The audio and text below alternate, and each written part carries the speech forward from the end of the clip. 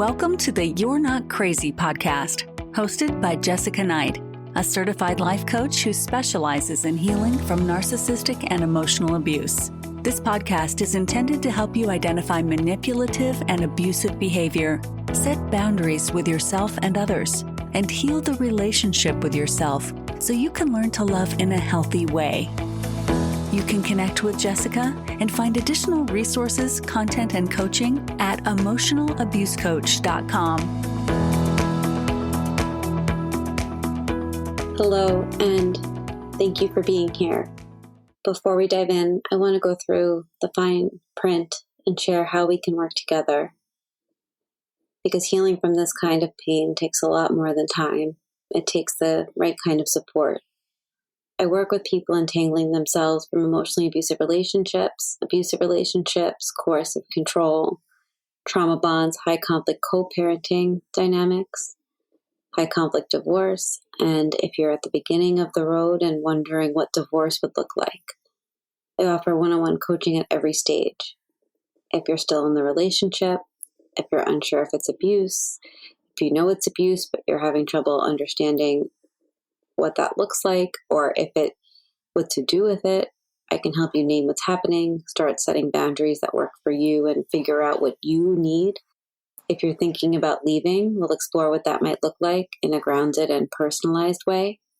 If you're navigating divorce or custody or co-parenting with a high conflict person, I can help you document, strategize, and stay emotionally anchored, especially when you're being gaslit, discredited, and re-traumatized by the legal system. If you've already left and you're stuck in the trauma bond, or if you've been discarded and struggling to feel like yourself again, I can help you rebuild self-trust and reconnect with your own nervous system in a way that actually feels doable. Everything I do is highly personalized. I don't walk you through a one-size-fits-all program. I listen, I reflect, and I guide you based on what you're facing right now. And some people work with me through a one-time validation call, which is offered on my website, where we zero in on one issue you're struggling with and start to untangle it together. Others work with me on a weekly or bi-weekly basis, depending on what's going on in your specific situation. And this is especially helpful when healing from emotional abuse and also in divorce. If you're curious about starting, I offer a $25 intro call, which if you listen to my older episodes, I call it a clarity call. It did used to be free, and I talk about it at a later episode, but really a lot of people were no-showing to those calls, and that was taking away time from clients that I do work one-on-one with. And so if we move forward, I just take that fee and apply it to your first session. That intro call is just for us to get on the same page so you can share what's going on for you and I can share how I might be able to help. I only take a limited number of those calls per month because one-on-one coaching is the core of my work. Out of all these offerings that I have, one-on-one coaching is the thing that I do the most, and I do it 6 days a week most of the time, 5 to 6 days a week. And so if my calendar looks full and if there's not a time that you can get in, you can email me at jessica@jessicaknightcoaching.com, and I always try and make space where I can. And I may also always have a few openings from one-on-one client reschedules.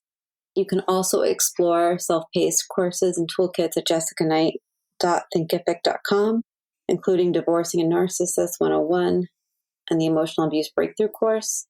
I have a documentation course and my new signature program, Unhooked, which is a private podcast and course that walks you through the full cycle of abuse, helps you map it in your relationship and how to break it and how to begin to see what it really is that you're going through. If you want ongoing support in a more flexible way, you could always check out my Substack at jessicaknight.substack.com. Each month I focus on a different theme, from trauma bonding to divorce to cluster B to sexual coercion to emotional abuse to toxic breakups. Those are just some from this year. Paid members get access to monthly deep dives, master classes, Q&As, strategy kits, and I'm working on some more group options. There is also a free option and a monthly option. So please head over to Substack. The link is in my show notes. You also can just search Jessica Knight Coaching and I'll come up. Everything that I create is meant to help. My coaching, my writing, my courses, this podcast, it's built around the one truth that you're not crazy. You are conditioned to doubt your reality, and I want to help you change that and understand what you're going through. If you like this podcast, the best thing that you can do is subscribe and rate the episode 5 stars. You can find me on my websites, emotionalabusecoach.com and high-conflict divorcecoaching.com. All of the offerings that I just mentioned are also in the show notes below. Now let's get to the episode. A lot of people find themselves stuck in the in-between when you're not sure if you're imagining things or if something deeper is happening. One day they are loving and kind, and the next they're cold and dismissive or cruel. And when you try to name it, you're always being called the problem. And it's so confusing and disorienting and makes you question your memories, your responses, and even like your own intuition and your own gut. And you can't just like jump out of that dynamic because you're in it trying to figure out what's going on. It's almost as if you second guess every step on the way out. Most people are not trained to recognize narcissistic abuse, emotional abuse, coercive control.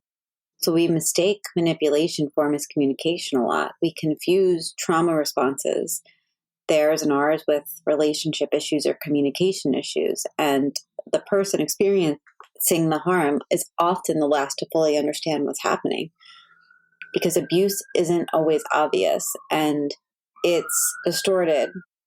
There's denial, false insight, image management.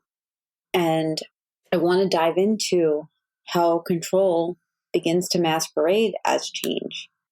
Because a lot of times that we are stuck in the illusion of insight. They say the right things. They might even say, you've been waiting so long to hear, like, I know I hurt you. I've been doing the work. I want to get better. And you hear those things and your nervous system relaxes, even just a little. There's a bit of relief. And that's when hope starts to creep in. And you want to believe that you're finally seeing what you tried to name for months or years. But here's the truth about that. Real change doesn't need validation. Real change doesn't need an audience, and it doesn't need to be performed. Saying, I know I hurt you means nothing if the hurt keeps happening. It is more about false accountability when that happens. It's a circle level acknowledgement that it's not followed by any actions. And those kinds of statements become part of the manipulation because it's not about healing. It's just about resetting the cycle. And this is where control comes in, because control comes in and it sometimes can look like it's clarity. If someone needs to manage the narrative, they're not changing. They're rehearsing. They're trying to figure out which versions of themselves you'll stay around for. They might say, I've changed, but you're still being blamed. They might cry or show emotion in therapy, but you still leave the sessions feeling like you're the only one who needs to fix anything. They might say, I know it was wrong, but then they bring it up later as proof that they're growing and changing while still harming you. And when somebody is really trying to heal, you really have to surrender that need of control. And most abusive people are incapable of that. Because using this like therapy speak and partial self-awareness to retain control is retaining control over their narrative and their image. And this is what a lot of people misunderstand about abuse. It's not about anger. It's not about communication. It's not about intent. It's about control. Every tactic, gaslighting, triangulation, guilt, stonewalling, shame, projection, fake growth, it's a strategy to maintain control. Control is the current under everything. And it's super slippery because sometimes it looks like caretaking or insight or calmness, sadness, growth, but it's still control because it keeps the power in their hands. They could say things like, let's not fight. Can't we just move on? I already said I'm sorry. And what they mean is stop making me uncomfortable. Stop threatening the story where I'm the good one. This is what separates abuse from relational conflict. In conflict, both people want resolution. In abuse, one person wants dominance and they'll use any tactic to be able to get to it. And that's why we see so much gaslighting, because gaslighting isn't miscommunication. It's a hijack of what's going on, the shared reality and their reality. It's the intentional distortion of reality so you stop trusting yourself and start relying on them to tell you what's real. So you say you're upset. They say you're overreacting. You set a boundary. They call it an attack. You express hurt and they accuse you of being manipulative. And eventually you stop speaking. You stop knowing how you feel. You stop believing it ever mattered. That's the goal. Not just to confuse you, but to destabilize your sense of self so that you don't know what to trust and you're almost stuck trusting their version of reality. One of the most maddening things for people is that in public, they still focus on their image management.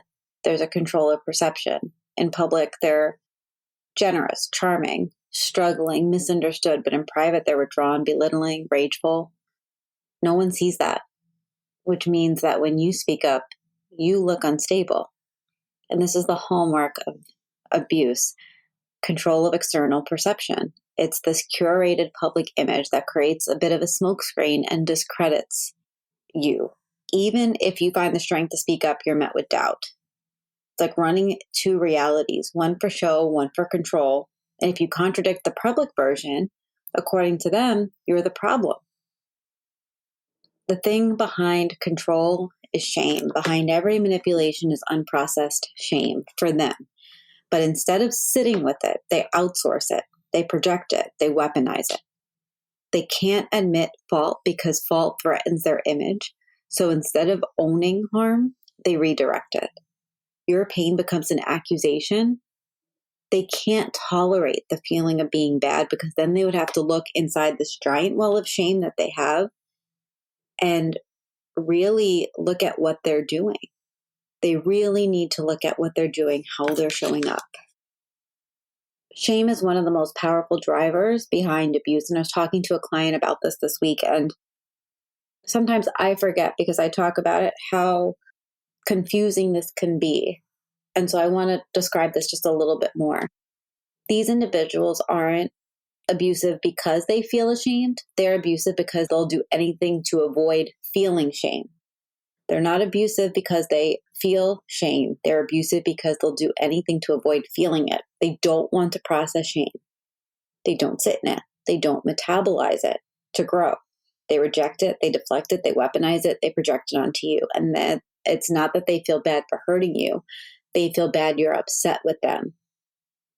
The moment your body begins to tense up and your pain might reflect poorly on them, it becomes intolerable to them. And it's not because they care about your hurt, but because they care about how your hurt makes them feel.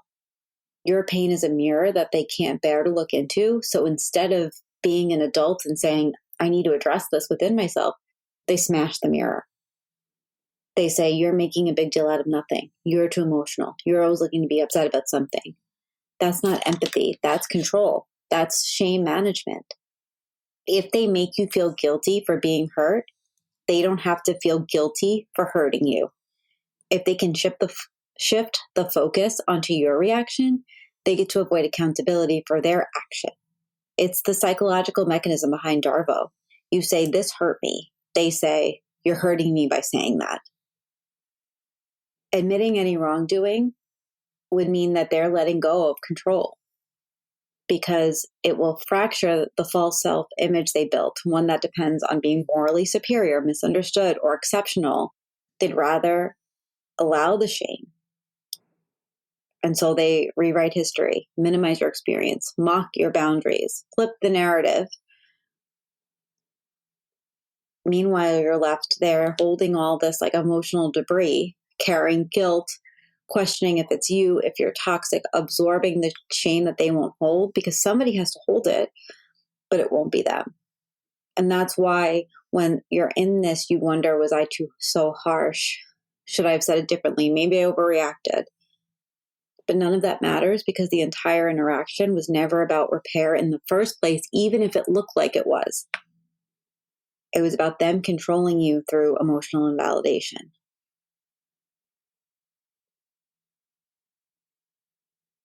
If they had the capacity to sit with their own shame, they'd do the work. They'd listen. They'd stop hurting you. But they don't. So they hurt you for being hurt.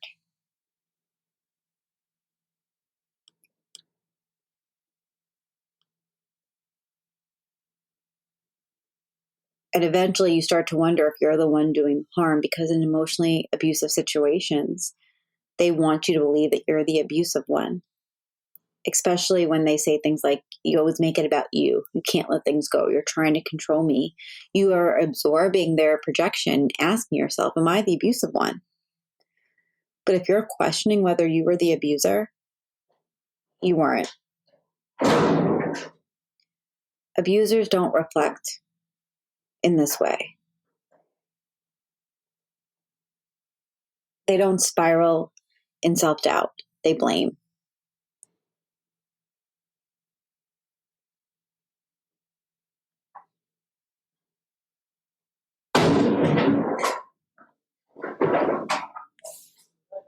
One of the things that really stuck out to me when I was healing was that the abuse was never about me, which was like really hard to wrap my mind around.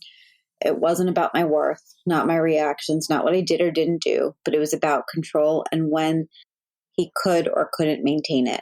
And how I reflect back what he needed to see. He needed to use me as a tool to avoid his shame. So I could be silenced to protect his image, which he did and learned over time. And when I stopped doing that, when I stopped cooperating, then I became dangerous because then he had to face himself. The abuse wasn't personal to you, even though it feels that way. It's about them maintaining a dynamic when one person is on top and the other is always destabilized. It's rooted in control. And if you are stuck in this and you're trying to make sense of your reality, you can think about a moment when you tried to express something real, fear, sadness, disappointment, even if you slowly shift until you were the one explaining everything, apologizing, feeling crazy. Did your pain become the problem? If every attempt at honesty gets turned into an attack on your character, it's not a relationship. And so if you are spinning in circles trying to decode someone who constantly is shifting, the problem is never your ability to understand them. The problem is their relentless need to be in control, even if it costs you your sanity. I hope that this was helpful.